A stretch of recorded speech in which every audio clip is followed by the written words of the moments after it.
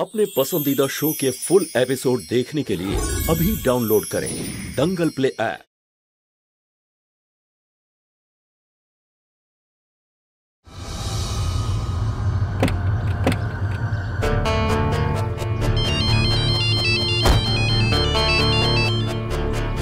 হ্যাঁ জয়সওয়াল বাবু,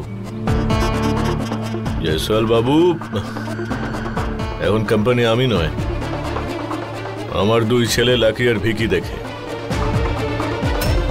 দেখুন, ওরা আপনার সঙ্গে কাজ করতে কেন চাইছে না সেটা তো ওরাই বলতে পারবে। আপনি ওদের সঙ্গেই কথা বলে নিন। কিন্তু মিশ্রবাবু, আমরা তো কন্ট্যাক্ট আপনাকে দিয়েছিলাম, তাই না? আপনি আপনার ছেলের হাতে সমস্ত দায়িত্ব ছেড়ে দিয়ে নিজে এইভাবে সরে আসতে পারেন না, কিন্তু বুঝেছেন? আরে জয়সওয়াল বাবু, ভদ্রভাবে কথা বলুন, নয়তো আপনার মতো করে আমিও উত্তর দিতে পারি। যা বলার আছে লাকি আর ভিকিকে গিয়ে বলুন, আমাকে নয়। এবার ফোনটা রাখুন, রাখুন ফোন। কি হয়েছে সোনা বাবু, এত চিৎকার করছো কেন তুমি? কে ফোন করেছিল? জয়সওয়াল বাবু ফোন করেছিলেন। ওনার সঙ্গে আমাদের কোম্পানির অনেক দিনের সম্পর্ক, কিন্তু লাকি আর ভিকি ওনার সঙ্গে কাজ করতে মানা করে দিয়েছে। সোনা বাবু, তুমি ছোট ছোট ব্যাপারে কেন টেনশন করছো? লাকি ভিকি বিজনেস সামলাচ্ছে তো, ওরা নিশ্চয়ই কিছু ভেবেছে। আরে ললিতা, তুমি বোঝার চেষ্টা কেন করছো না? ওরা বিজনেসটা সামলাচ্ছে না, ধীরে ধীরে আমার সমস্ত পুরনো সম্পর্ক খারাপ করে দিচ্ছে ওরা। আর যদি এরকমটাই চলতে থাকে না, কিছুদিনের মধ্যে রাস্তায় নামতে হবে। এরকম কিচ্ছু হবে না। নাও, এসে গেছে। মা, বাবা, এখানে একটা নতুন রেস্টুরেন্ট খুলেছে, আর আমরা তোমাদের দুজনের জন্য টেবিলও বুক করে রেখেছি। তোমরা দুজন জয়সওয়াল বাবুর সঙ্গে কাজ করতে মানা করে দিয়েছ, আর এটা করার আগে আমার রেপুটেশনের ব্যাপারে একবার ভেবেও দেখলে না? এখন তোমার রেপুটেশন সামলাবো না বিজনেস? জয়সওয়াল বাবু সবসময় একই কথা বলেন যে গুড্ডু বাবু আমার কোনো কথা অমান্য করতেন না, আমি যেরকম বলতাম সেরকম করতেন। শেষে বিরক্ত হয়ে ওনাকেই বাদ দিয়ে দিয়েছি আমরা। বাবা, আমাদের আর ওনার চিন্তাভাবনা আলাদা। বাবা, বিজনেসে কখনো দুজন মানুষের ভাবনা একই হয় না, কিন্তু লাভের জন্য ভিন্ন মতের সঙ্গে আপন মতকে মিলিয়ে চলতে হয়। বাবা প্লিজ, আমরা এখানে ফ্যামিলি লাঞ্চ করতে এসেছি। বিজনেসের সব হিসেব নিকেশ এগুলো তো পরেও করা যেতে পারে। আর তাছাড়াও বাবা, তোমার পরিচিত সকলেই না সবাই পুরনো চিন্তাধারায় বিশ্বাসী। সেই জন্য আমরা ভাবছি এদের কারোর সাথেই আমরা কন্ট্যাক্ট রাখবো না। আর ইভেন ড্যাড, অফিসে যতগুলো পুরনো এমপ্লয়িরা রয়েছে না, তাদেরকে সরিয়ে দিয়ে আমরা নতুনদেরকে নিয়ে আসবো। কারণ ড্যাড, তোমার যে পুরনো এমপ্লয়িরা রয়েছে না, তারা কুড়েমি করে, কাজের কাজ করে না। বাহ, খুব ভালো। শুনলে তুমি ললিতা, আমি তোমাকে সাবধান করে দিচ্ছি, কিন্তু আটকাও তোমার ছেলেদের, নয়তো এইরকম ঝাঁ চকচকে রেস্টুরেন্টের বদলে আমাদের রাস্তায় নেমে ভিক্ষে করে খাবার খেতে হবে। বাবা, তুমি এত নেগেটিভ চিন্তা ভাবনা কেন করো? তুমি দেখে নিও, আমরা দুজনে মিলে না তোমার বিজনেসটাকে কোথা থেকে কোথায় নিয়ে যাই। পৃথিবীর প্রত্যেকটা কোণায় আমাদের বিজনেস নিয়েই কথা হবে। আর বাবা, এইসব কথা যদি শেষ হয়ে গিয়ে থাকে, তাহলে যাওয়া যাক লাঞ্চ করতে। চল চল। ললিতা, বিজনেস হোক কিংবা লাইফ, মানুষের আত্মবিশ্বাস তাকে তৈরি করে, কিন্তু অতিরিক্ত আত্মবিশ্বাস তাকে একেবারে ধ্বংস করে দেয়। তোমার এই দুই গুণধর ছেলে অতিরিক্ত আত্মবিশ্বাসের শিকার। বোঝাও ওদের দুজনকে তুমি। বুঝিয়ে দেব, কিন্তু তোমার মনে হচ্ছে না তুমি একটু ওভার রিঅ্যাক্ট করছো? ওদেরকে যখন দায়িত্ব দেওয়া হয়েছে, একটু ভরসাও তো করতে হবে। ওরা তো ঠিকই বলছে যে নতুন যুগে নতুন নতুন ভাবনা চিন্তা করে চলতে হবে। আচ্ছা ছাড়ো সব কথা, তুমি তোমার মুডটা ঠিক করো, ঠিক আছে? আমরা তো এখানে ফ্যামিলি লাঞ্চ করতে এসেছি, চলো চলো না বাবা।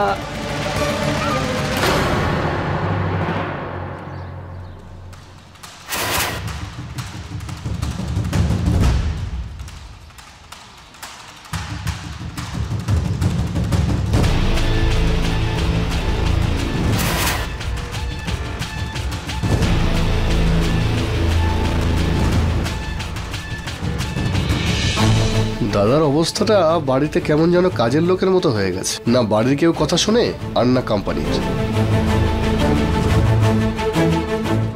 আচ্ছা, জয়সওয়াল বাবু তো খুব ভদ্র আর ভালো কন্ট্রাক্টর। ভুবন কাকা, একটা কাজ করি আমরা এখান থেকে এখন চলে যাই। আমরা মিটিং অন্য জায়গায় করব। ঠিক আছে, চলুন।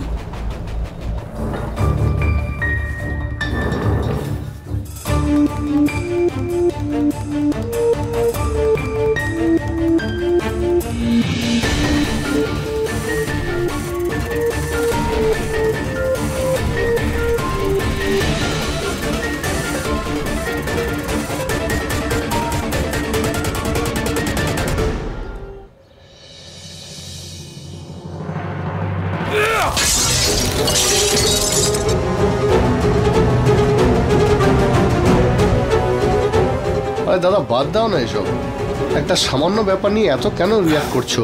সেটাই তো মেন প্রবলেম, যে ও একটা মেয়ে, আর একটা মেয়ে হয়ে ও আমাকে আমার যোগ্যতা দেখাচ্ছে।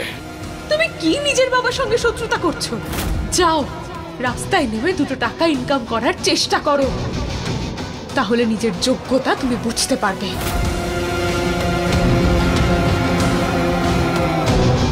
বুলবুল রঞ্জু মিশ্রা, তুমি আমাকে আমার যোগ্যতা মনে করাবে? আমি হলাম নারায়ণ শুক্লার ছেলে রাজবীর শুক্লা। আমি তোমার তো কি, তোমার গোটা পরিবারের যোগ্যতা তোমাকে দেখিয়ে দেব।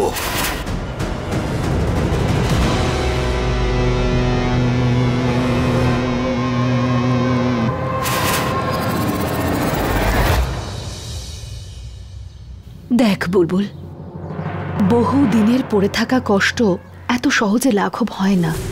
আমার মনে হয় রাজবীরের মনে ওর বাবার প্রতি যে ঘৃণাটা জন্মেছে, সেটা তুই রেগে গিয়ে ওকে ছোট করলেই সমাধান করা যাবে না।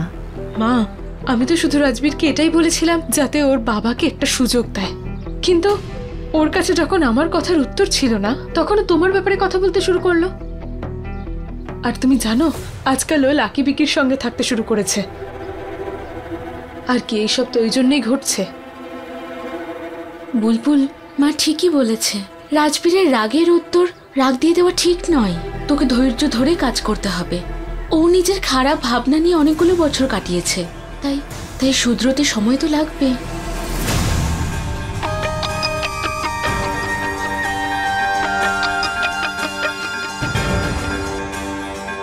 হ্যালো। হ্যাঁ রঞ্জুদি, আজ 9 দিনের পুজোর দ্বিতীয় দিন হলো। শালুকে আজকে না নির্জলা ব্রত রাখতে হবে।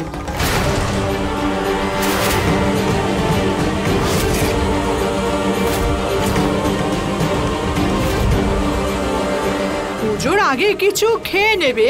যে ঠাকুরমশাই বলেছেন যে আজকে শালুকে হাতে একটা ফল নিয়ে রাত্রিরে চাঁদের সামনে 1008 বার মন্ত্র জপ করে যেতে হবে। নির্মলা দেবী, আপনি কালকেও শালুকে বলেছিলেন নির্জলা উপোস করতে, আজকে ওকে আবার উপোস করতে বলছেন, তারপর আবার চাঁদের উপাসনা করে তারপর খাবে। এটা কি করে সম্ভব আপনি বলুন তো? এখন দেখুন দিদি, এই পুজোর নিয়ম তো আমি বানাইনি, বানিয়েছেন ঠাকুর মশাই। সেটা তো করতেই হবে না, ঠাকুর মশাই যা বলেছেন। আর একটা কাজ করবেন, যখন মন্ত্র জপ করবে না শালু, তখন একটা ভিডিও কল করবেন। আমিও আমার বৌমার মুখটা দেখতে চাই, ঠিক আছে?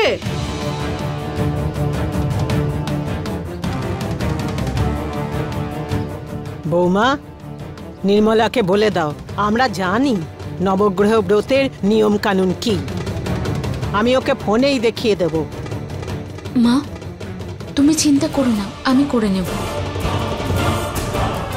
ঠিক আছে নির্মলা দেবী, আপনি যেমনটা বলছেন তেমনই হবে।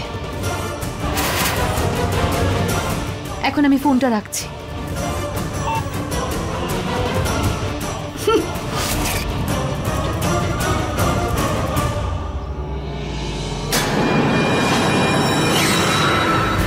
আজ তো সবে দ্বিতীয় দিন রঞ্জু, এখনো তো 7 দিন বাকি আছে। আর এই 7 দিনে আমি যদি 17টা নিয়ম বার না করেছি, তো আমার নামও নির্মলা নয়।